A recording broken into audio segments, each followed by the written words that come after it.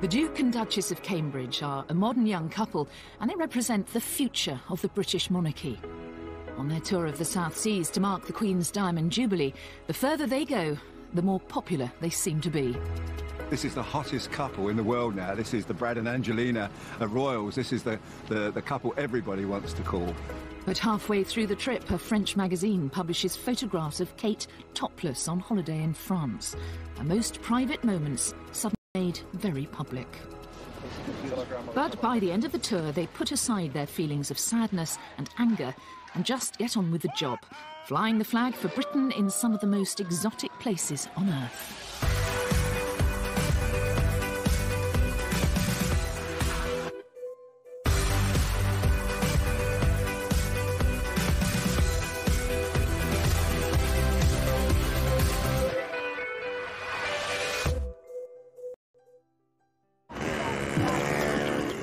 The first stop on William and Kate's South Seas tour will be Singapore. The former British colony has transformed itself into one of the Asian tigers, a bustling, thrusting super city. But Singapore is still a member of the Commonwealth, and the many colonial buildings reaffirm its links to the UK. But while many Singaporeans view this history as a shared heritage, what real connection is there between Singapore and Britain and the British monarchy?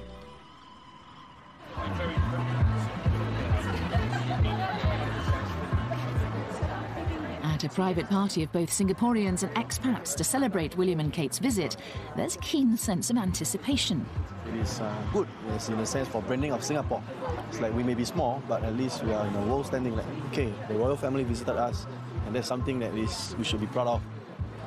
The wedding was fabulous, and in Singapore, weddings are equal to fertility. Yeah. The bigger your wedding is, the more successful you are. The royal wedding was pretty big. Yeah. So in that sense, you know. I'm really proud. I think. Are you? Yeah, I think Catherine's going to make a wonderful queen. She just comes across as a compassionate, kind person, and I think she's doing the job very well. So she's good for Britain. They are good for Britain. Yeah. Oh, yeah. They're our future.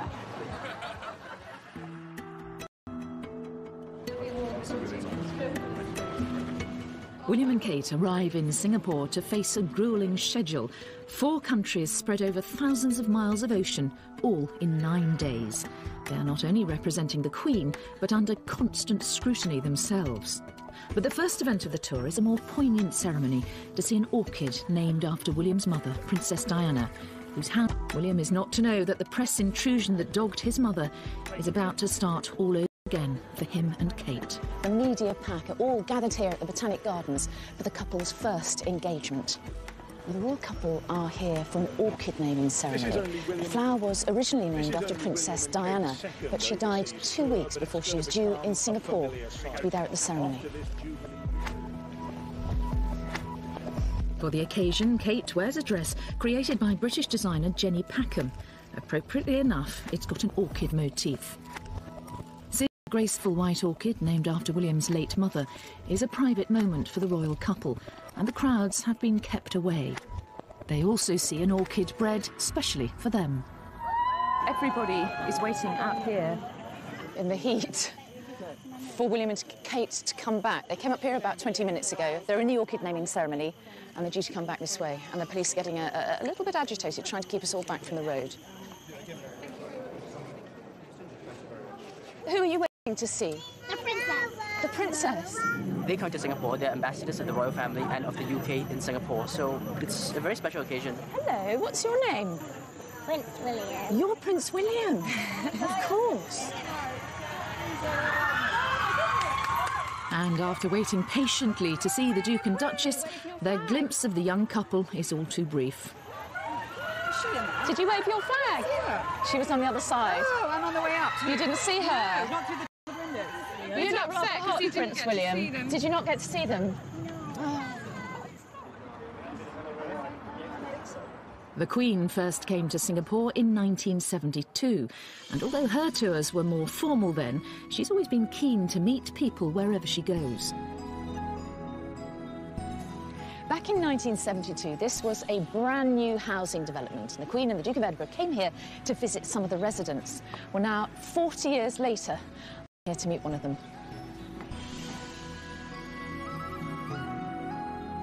Thomas Pung was chosen to meet the Queen during that 1972 tour. Hello. Yes, Mr. Mary, I'm Thomas. You're welcome. I'm pleased to meet you. Thank you very much indeed. And nice to meet you. That's same. Thank you very much. Hello. This is my daughter Genevieve. Hello, I'm Mary. This nice is to meet my you. wife Mary. Oh, you're Mary as well. Yeah. There's Mary. So these are the photos of 1972. Correct. I see. This they were on the balcony waving to the crowd, you see? Is this outside your flat? Correct. That's correct. Yeah. This is you? Yes, this is me. This is me. Mr. Pung, were you nervous before you met the Queen? Yes. You can never get this opportunity. And they said to you, don't offer the Queen anything, is that right? Yes. But you did give her a drink? She asked for it, so that's why we give it to her. That's how Mr. Pung has ended up with his very own royal souvenir. So which one is it? Is this one here? This first one is Her Majesty, you see, 1972, 18th of February. She came back in 2006. She came back to see you again? Correct. That's correct. I think she asked to see you, Mr. Pung. What do you think? I hope so. That was 2006? Yes. Before she could drink, I told her, I said, Your Majesty, if you take the first sip from the glass, you bring back a memory 34 years ago, which came to us. The same glass? Correct. That's why she's smiling. And you met her, of course, didn't you, with your dad? Yes. And you remember that very clearly. Yes. But it's interesting, isn't it? Because Singapore is so modern and the monarchy is so traditional in many ways. Well, I would say that England is a bit of the same, The monarchy exists in quite a modern society as well. And I think, the two can coexist. And what do you think about William and Kate? I think that many people are very interested to meet them, especially the Duchess. I think she's a role model to many young women. And lots of people are very excited about their visit. I think they really are. Kate, you're great! That excitement is plain to see at the couple's first walkabout at the Gardens by the Bay in central Singapore. You're looking as well as I am. Locals and expats alike are eager for their first chance to get up close to royalty. But no royal tour is just about pleasing the crowds. Next comes some of the real business of the trip, a visit to open a new engine assembly plant, which Rolls-Royce has just completed in Seletar. Good morning. Morning. Jonathan Asherson is in charge here. This is amazing. This is brand new, This is brand new, yes. It was opened in February by the Prime Minister here, and now we're just starting production. The facility has been built to supply the rapidly growing aerospace industry Far East. The vast majority of the 500 workers here are Singaporeans. Why is this facility in Singapore? Our order book is at about £60 billion, and a large proportion of that, and a growing proportion of that, is from Asia. Our customers have grown here tremendously. It's not about looking less in one place or the other or shifting, it's more about catering for the growth. Today, you've got the Duke and Duchess of Cambridge visiting. How significant is it that it is William and Kate? What is the William and Kate brand? What do they bring to the visit? Oh, I'm one of the managers at Rolls-Royce, so I'm not sure I know, actually, but boy, they certainly have the world's attention.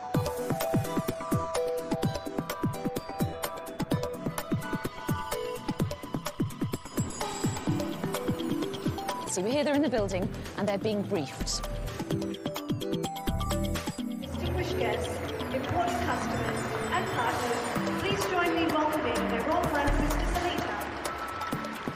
There is a tendency amongst some people to think these tours are just froth and bubble. In fact, they're far from that. The popularity of the royal family firstly engenders goodwill, but secondly draws attention yet again to our country and the business and other opportunities that are available there. Here is cutting-edge aerospace technology developed by one of the United Kingdom's great global companies. I know that Rolls-Royce sets as its standard that it should be trusted to deliver excellence. There can be no doubt that Seletar will deliver exactly that. Thank you. 3, 2, 1.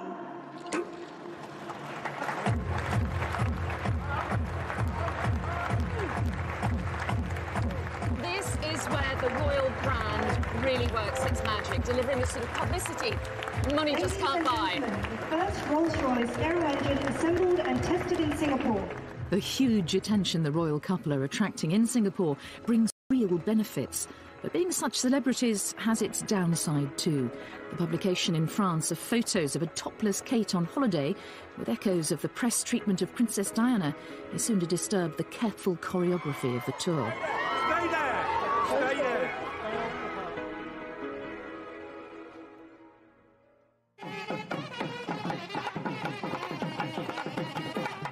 William and Kate's tour of the South Seas is providing them with an opportunity to see some of Singapore's cultural variety.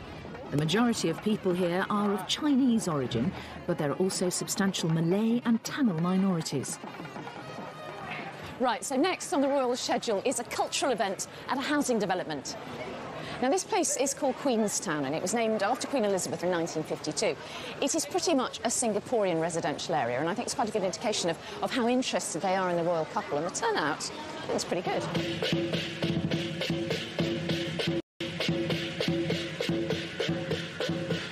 Tell me, why are you here to see William and Kate today? Because it's modern Singapore now. Why do you care about the royal family now?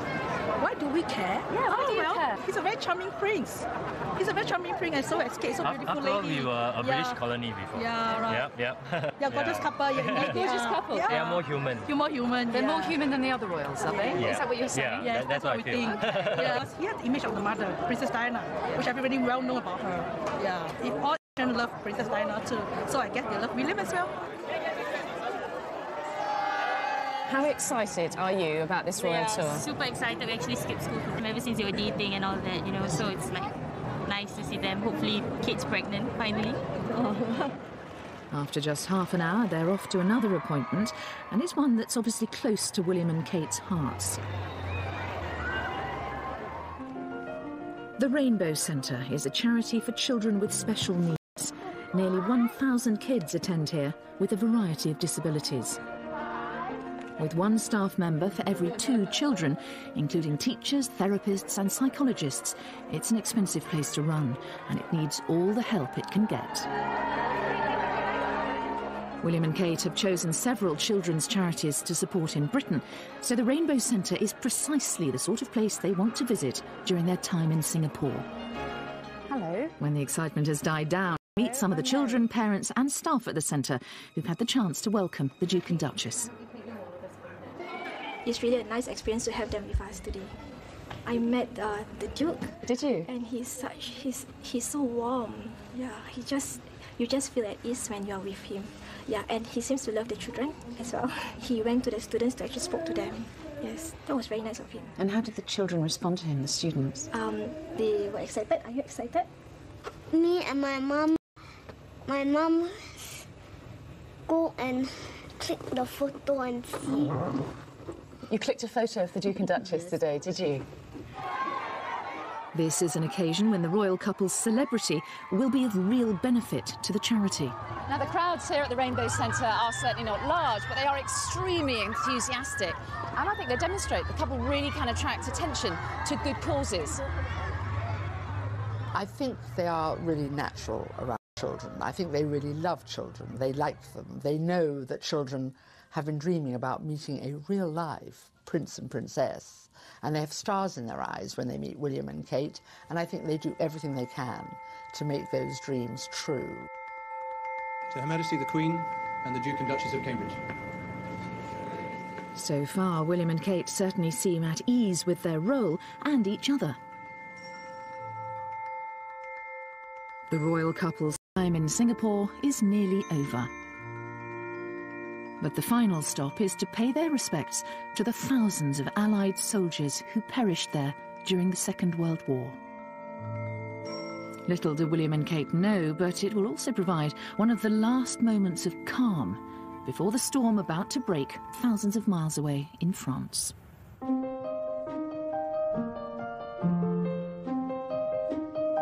Two hours later, William and Kate land in Malaysia, and they're back in the spotlight.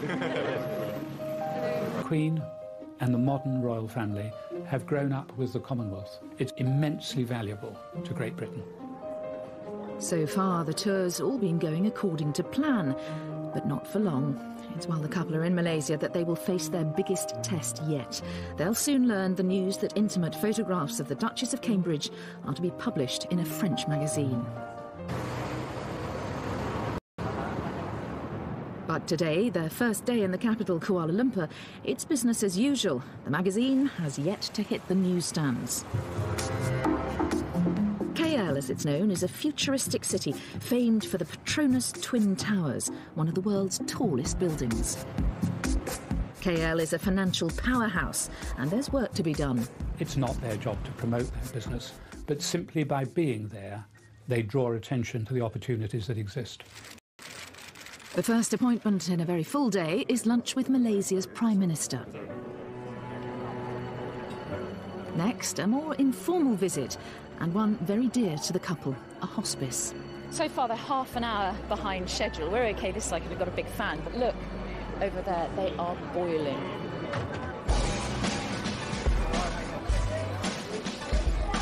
But for staff and patients at the hospice, it's all worth the wait.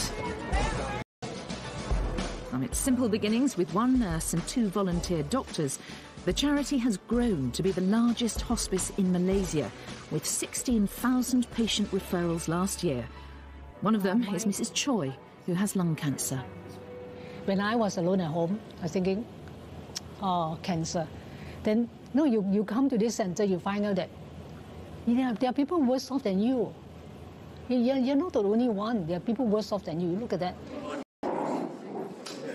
This visit creates, hopefully, a huge amount of awareness. I hope that people will be asking, why are they doing a visit to hospice? What is it? I hope that conversations will start to take place. With their up-close and personal style, the couple are putting their stamp on this tour. Kate's tenderness is reminiscent of Princess Diana, and from the reaction, it's clear that she has connected with the patients and touched the hearts of those she's meeting. She was very kind to me. She was very beautiful. 15-year-old Zakwan Anur may have only a short time to live. He's postponed a blood transfusion just so he can meet the Duchess. I think that's one chance in a lifetime. She's very kind, and I see that she likes children. Zakwan turned 15 just 2 days ago. His mother says that meeting the Duchess has given him such a boost. It's as if his leukemia... Sign anything. And she said he was brave and he was handsome and his face lit up. Magical moment. High position people, they are very busy, but she spent time. I'm very, very, very, very happy. I can't believe I met her. Kate chooses which charities to support with great care. And back in the UK, one of those is a children's hospice. She specifically asked to visit Hospice Malaysia while she's in Kuala Lumpur. It's here that Kate gives only her second speech since becoming Duchess of Cambridge, and her first one abroad. This is a very special place, and so much is already being achieved. It has been wonderful meeting the patients, families, and all the staff here. You have given us the most wonderful welcome. If she's feeling nervous, Kate certainly doesn't show it. Thank you again for inviting us here, and all the very best to this exciting new initiative. Thank you. You know, she's good at her job. I would never criticise this girl. I mean, she's come into it as, you know, and it's a tough job being a member of the royal family, but, you know, the best part she's brilliant at, and that is with children and people who are not very well. She just seems to give her whole self to them. This girl is really falling into the job, but, you know, the attention she gets, you know, it's incredible. The couple are used to being in the media spotlight, and tonight, as guests of honour of King of Malaysia, they don't disappoint. The royal family have had many, many, many years to get used to it. And here is Catherine, who, you know, 2 years ago was still, as it were, a commoner, one of us, handling it as if she'd been doing it all her life. Tonight, it's Kate in her Alexander McQueen dress embroidered with Malaysia's national flower, the hibiscus, that makes the front pages. Tomorrow, it's what she's not wearing that will grab the headlines.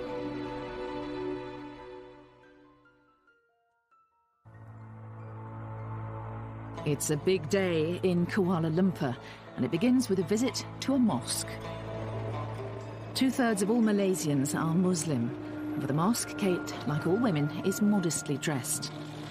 But she and William have recently learned something that could derail the whole tour.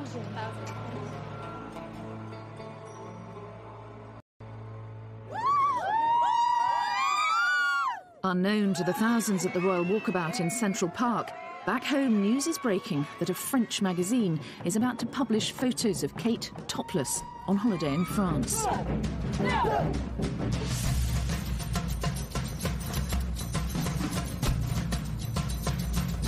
Stay here. To see her. For these crowds, being this close to the Duchess is something they'll remember all their lives. This is Kate's job now. She took your flower! You look like you're going to cry! I called out her and she turned around! I think that it'll bring a really big deal to Malaysia, that, you know, it's like the royal people of England actually coming to Malaysia. That's a really big honor to Malaysia. It'll bring really great honor. Love William and Kate, and they're the best couple. Long live William and Kate.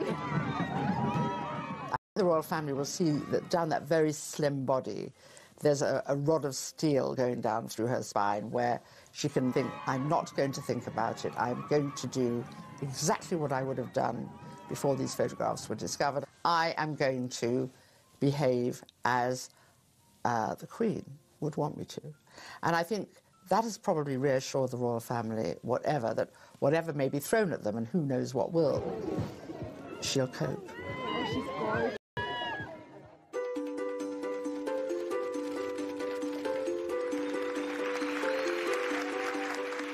For William, selling Britain abroad is what he is here to do. Malaysia is an important emerging global market. My grandmother told me that Malaysia would provide us with some wonderful experiences and unforgettable memories.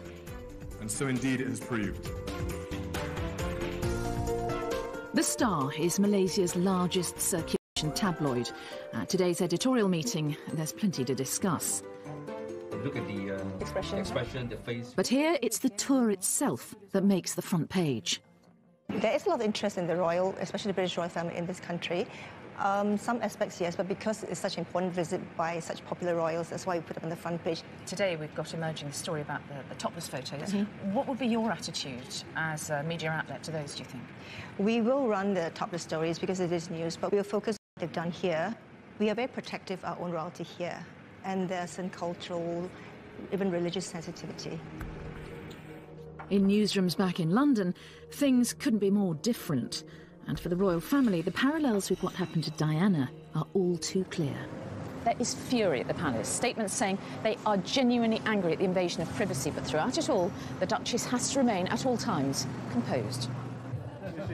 A Jubilee tea party for local celebrities is a welcome distraction, and the only photographers here are here by invitation. She was telling me that this is her first trip so far in the East. I think she hasn't been in this part of the world before. They are such a lovely couple. You set a great example. You know, I'm always against anyone that invades privacy. And why do you want to embarrass it? Of the photographs, the Duke and Duchess have been spared the excesses of the paparazzi. The fear is that this will encourage more invasions of their privacy. William and Kate can only hope that they can put the incident behind them. They're heading for Sabah in Malaysian Borneo. After the hustle and bustle of two modern cities, and above all the storm over the photographs, the peace and tranquility of the Borneo rainforest must come as a welcome relief. Economies may be thriving in the Far East, but at a cost. Rainforests in Malaysia's Sabah district are being cut down, threatening an entire ecosystem. Looking much more relaxed and cheerful than the previous day, William and Kate arrive at Danam Valley, a conservation area covering nearly 200 square miles. The couple both have a long-standing interest in this kind of project, and research here into the impact of deforestation is funded by the Royal Society, of which the Duke is a fellow.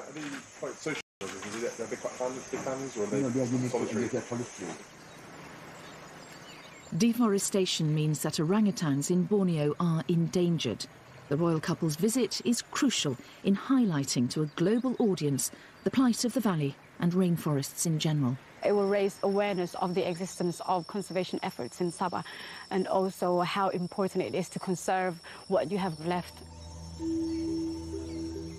Dr. Yusa, a specialist in high canopy ants, trained at Cambridge. Today, she will welcome the Duke and Duchess of Cambridge to a bird's-eye view, 130 feet up.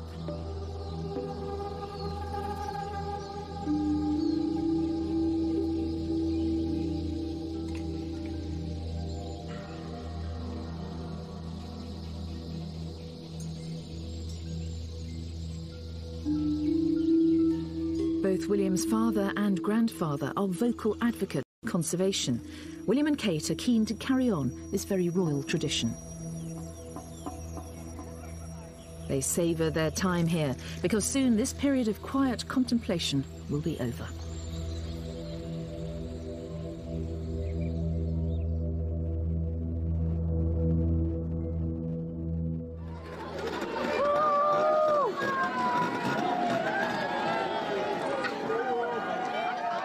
The royal couple have a packed schedule in the Solomons, 4 islands in 2 days.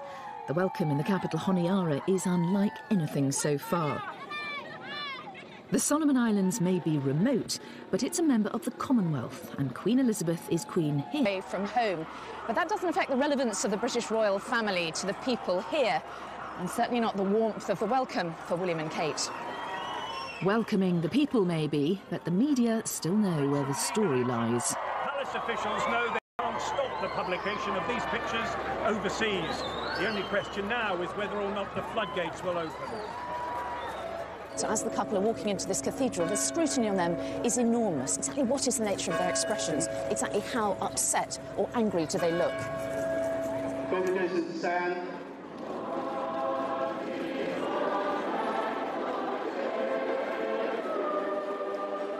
I think what is really, really sad about this is the timing of, in a really great Jubilee year, the Queen was so pleased with the younger generation of royals, so happy that they were picking up the mantle. You know, William and Kate are the future, and this has really, really soured that, I think. And whatever the rights and wrongs of it, anything that dents the dignity of the royal family in the end is bad for it as an institution.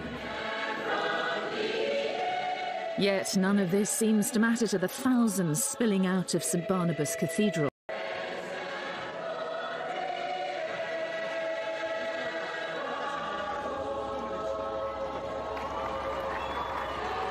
The islands are overwhelmingly Christian, and William and Kate are a personal link to the Queen, the Supreme Governor of the Church of England, a role that one day will be William's.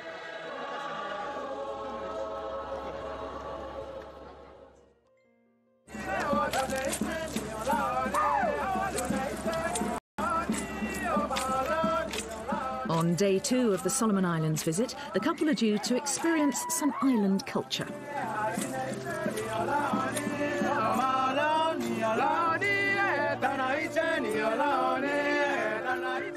When Queen Elizabeth came here in 1974, the Solomon Islands had still not gained independence.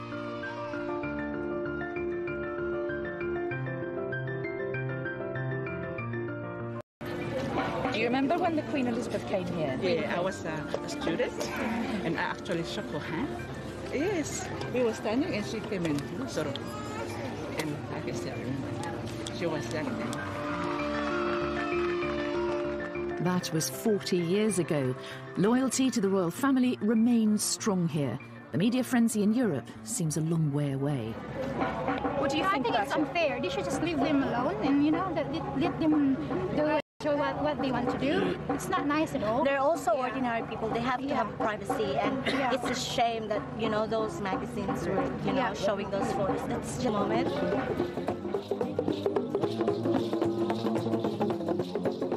William and Kate may be smiling, but in France, their lawyers are going to court.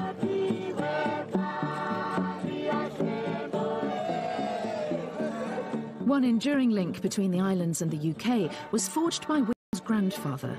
200 young people here are involved in the Duke of Edinburgh's International Awards scheme, and Prince William gives out gold awards to participants in person.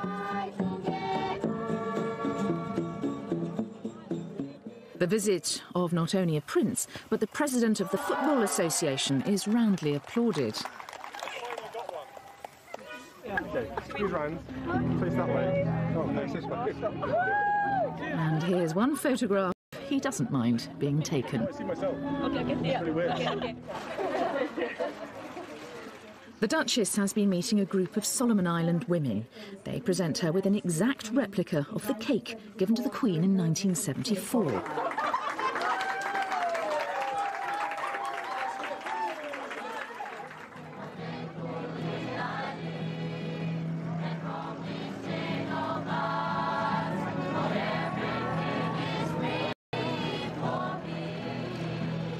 The island of Marau is a short flight away.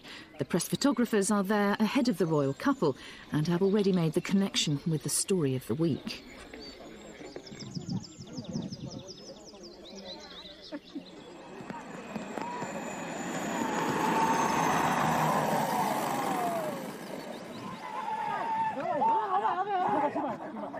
The body language of the reception party is harder to read, but it's not as hostile as it seems. It's just the traditional welcome for newcomers.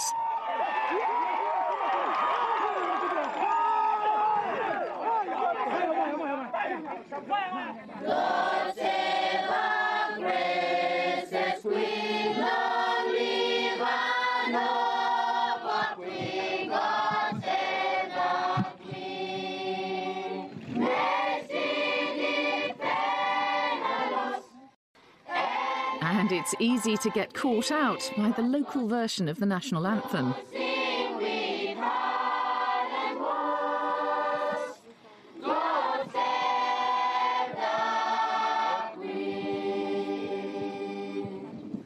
Given the rolling story of the last few days, the irony of this presentation cannot have been lost on the young couple.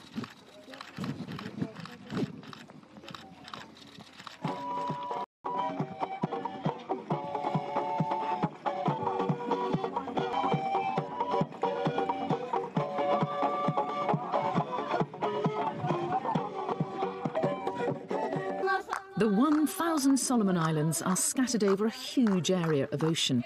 William and Kate are visiting just 4. Presence here today is indeed very special to us, as we are proud of the legacy, once as a protectorate of Great Britain, and to have you in person as next line to the throne setting foot on our own soil this afternoon. A traditional war canoe transports William and Kate to the idyllic island of Tavanapupu, where they can spend some time alone. For one night, at last, they'll have the privacy they were denied in France. The South Seas, it seems, are working their magic. He was really furious as we left Kuala Lumpur, and now it's just incredible. He's just so happy, and Kate as well. They've just got back to the old partnership, sparking off each other and enjoying it, and letting the people see that they're enjoying it. You know, when you think the pain that she's been through this week, never believe this woman is able to sort of put that somewhere in her brain and then get on with representing Great Britain. Brilliant. Back in the capital, local radio is preparing to say goodbye. This fella boat, whereby the fella come decorated one, or what is special about? I'm meeting Bart Bassier and his team, getting ready to report on the Duke and Duchess's departure to the final stop of the tour.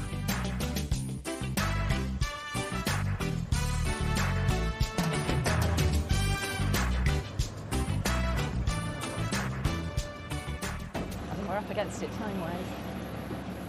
Have we missed them, Bart? No. No?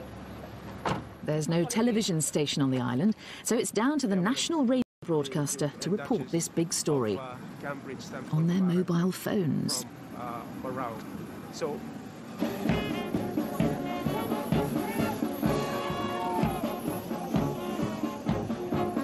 where the Royal Solomon Islands Police Force, so they are all here very smart indeed in their beautiful uniform. Here comes the Duchess of Cambridge and the Prince William, and they come out behind them. Ready for me to talk with the big people belong you me. So Bart and his colleague Noddy are now broadcasting live to the Solomon Islands. Just pause for the national anthem.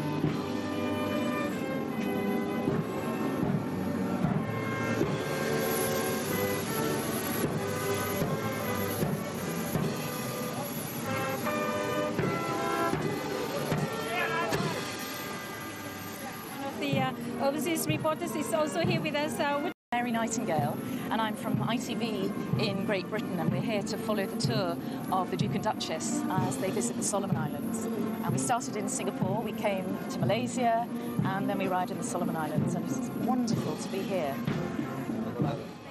At this point in time, and before they are go upload plane, two fellows just stand up and pose for some fellow pictures. Look at all the people up there. The turnout here is amazing. William and Kate are on their way to one of the smallest and most remote nations in the world.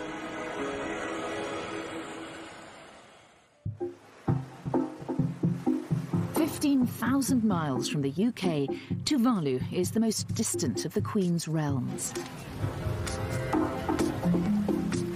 Even a sudden tropical downpour can't delay the enthusiastic preparations for the most important visit of the century. Today is the day the people of this tiny Pacific island have been looking forward to for months.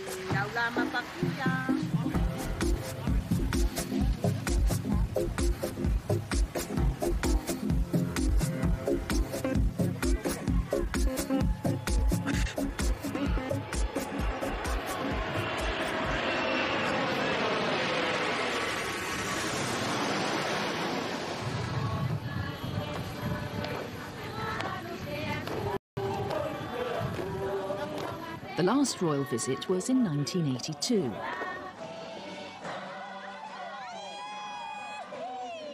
We were like young girls when she came in 82.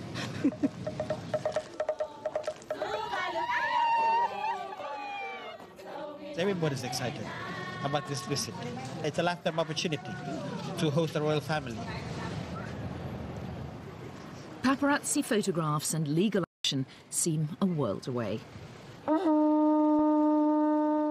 Looking relaxed and happy, William and Kate are eager to embrace what Tuvalu has to offer, and it's like nothing they've seen before.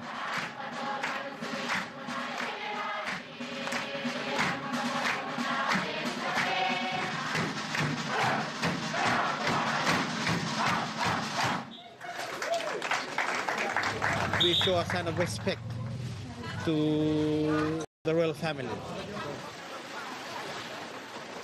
They only have a short time on this tiny island, and there's a lot to cram in to give them a taste of local life. We're not finished yet. Be careful of that. It's good to eat, is it? Yes. A royal visit is a massive boost for a country like Tuvalu, helping to raise its profile across the world.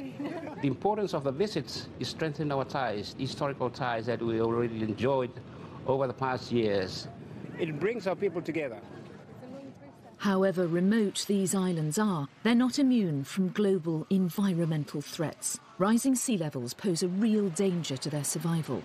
Experts warn they could simply disappear beneath the waves. A lot of Tuvaluans are scared, and some of them have moved on, and knowing that there is no future for their children or their grandchildren here. Iafata Pianiu is a captain in the Tuvalu Navy. He's known the sea all his life. We can see a lot of changes in the weather. Normally we don't have strong wind. We are experiencing that now. Preserving the islands for the next generation is a priority. But today, all that next generation wants is to meet a real-life prince and princess.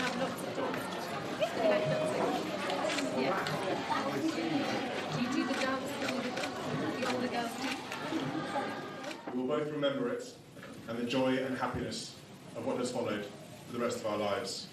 It remains for me... It's the final speech of this long tour, and William chooses to speak a few words of the local language.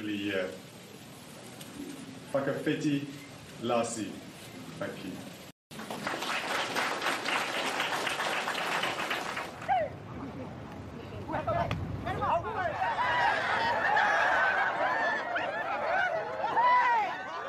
There's time for a quick game of volleyball. But if you're going to do things the Tuvaluan way, it can only mean one thing.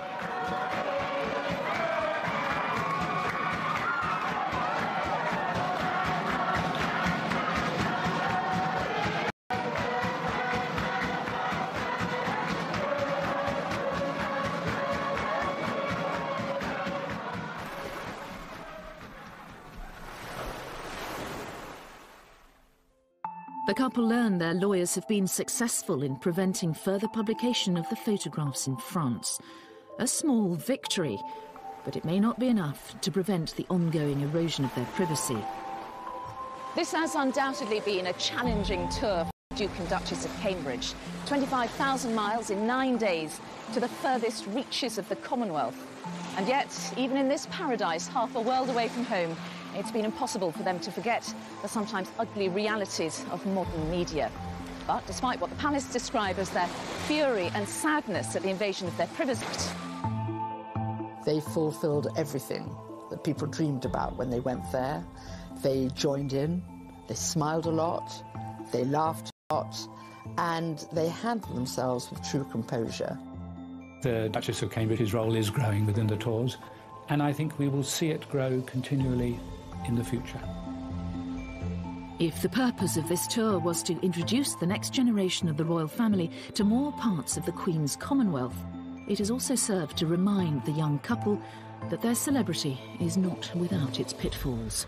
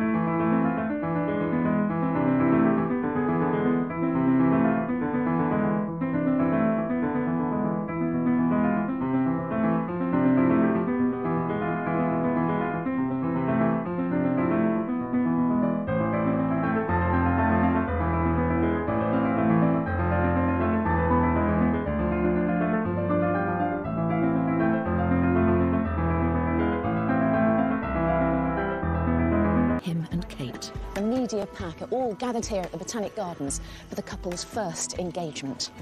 The royal couple are here for an orchid naming ceremony. The flower was originally named after Princess Diana, but she died 2 weeks before she was due in Singapore to be there at the ceremony.